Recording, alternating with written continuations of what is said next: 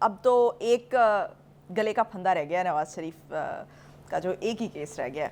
تو نیب اور کورٹ کے درمیان جو ابھی جو کچھ چل رہا ہے، کیا فیٹ دیکھتے ہیں؟ اونٹ کس کروٹ بیٹھے گا؟ یہ کیا فورسی کر رہے ہیں؟ گلے کے پھندے کی بجائے گلے کا ہار اگر ہم کہہ لیں تو وہ زیادہ مناسب ہے، اس لیے کہ یہ اس طرح کا کرمنل کیس نہیں ہے. تو منی لانڈرنگ کے حوالے سے دیکھیے جو کچھ ہو رہا ہے عدالت میں اس کو ہم سم اپ کر لیتے ہیں مختصراً. ایک بات تو یہ ہے کہ اس سے پہلے کہ ہم اس کیس کی بات کریں، بھٹو صاحب کا جو کیس ہے، جو ریفرنس تھا ان کا پریزیڈنشل ریفرنس، جس کا کل ہم نے ذکر کیا تھا، ہم نے کل تفصیل سے ذکر کیا تھا، اس کو 12 دسمبر کو سپریم کورٹ کا ایک لارجر بینچ فیصلہ سنایا تھا 4-3-7 ججوں نے، اور یہ لارجر بینچ ہے 9 ججز کا، یہ سنے گا.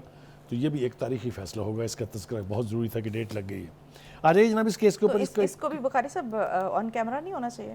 ہم نے کل مطالبہ کیا تھا کہ اس کو بھی آن کیمرہ کر دیں تاکہ لوگوں کو پتہ چلے کہ کیسے ایک اتنے بڑے عظیم لیڈر کو اس وقت کے یعنی جو بھی کار و مختار تھے انہوں نے کس طریقے سے اسے موت کی گھاٹ اتار دیا.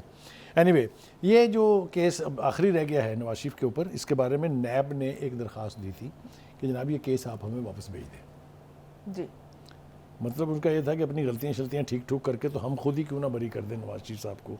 تو کورٹ نے کہا نہیں جناب، ہم جو اپیل ہے اس کے میرٹس کو دیکھیں گے اور پھر اس کے بعد ہم فیصلہ کریں گے.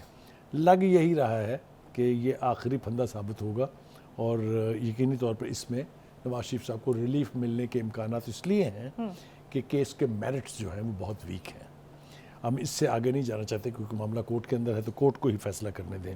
بہرحال رانا ثناء اللہ نے یہ کہا ہے کہ یہ کیس ختم ہوگا اور نواز شریف صاحب ایک بار پھر سرخرو ہوں گے.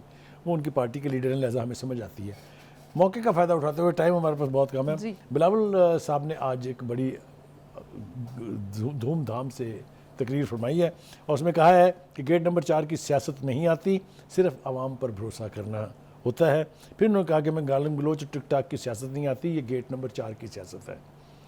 لیکن ان کے مخالفین جو ہیں وہ ان کو کچھ یاد دہانی کرانا چاہتے ہیں کہ جب بے نظیر صاحبہ ایگزائل میں تھیں لاسٹ ٹائم اور واپس آئی تھی، تو مشرف صاحب کا این آر او جو ہے وہ ساری دنیا کی زبان زد عام ہے. لوگ سمجھتے ہیں کہ اس میں ریلیف ملا تھا. 4,500 سے زیادہ پی پی پی کے لوگ جو تھے ان کو اس کا فائدہ پہنچا تھا.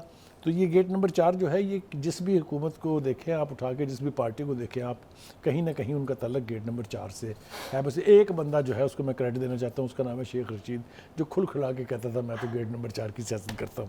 ہیونگ سیڈ دس، یہ کیس جو ہے یہ میرے خیال سے بہت زیادہ لمبا نہیں چلے گا.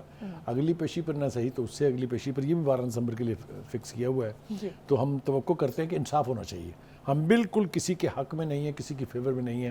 اگر انہوں نے کچھ جرم کیا ہے تو اس کی سزا ملنی چاہیے، اور اگر نہیں کیا ہے تو ان کو سرخرو ہونا چاہیے. یہ ان کا حق ہے ایز اے پاکستانی. تو ہم صرف اس وقت بیٹھ کے یہی کہہ سکتے ہیں کہ کیس کے میرٹس جو ہیں ان کی بنیاد کے اوپر فیصلہ ہونا چاہیے کیس کا. اور last but not the least, یہ پولیٹیکل وکٹمائزیشن کے لیے جس طرح کے کیسز بنائے جاتے ہیں، یہ عبرت ہے ان سب کے لیے کہ اگر آپ جعل سازی سے مقدمات بنائیں گے تو وقت ضرور آئے گا جب وہ بالکل نال اینڈ وائٹ قرار دیے جائیں گے، اور اس میں جو ملزمان آپ بناتے ہیں وہ پھر سرخرو ہوتے ہیں اور ان کا کیس زیادہ مضبوط ہو جاتا ہے اور ان کا قد بھی زیادہ بڑا ہو جاتا ہے. ٹھیک ہے بخاری صاحب، بہت شکریہ. ناظرین آج کے لیے اتنا ہی. مجھے دیجیے اجازت، اگلے ہفتے آپ سے دوبارہ ملاقات ہوگی پاکستان کی ہمیشہ پائندگی کی دعا کے ساتھ. اللہ حافظ ناصر.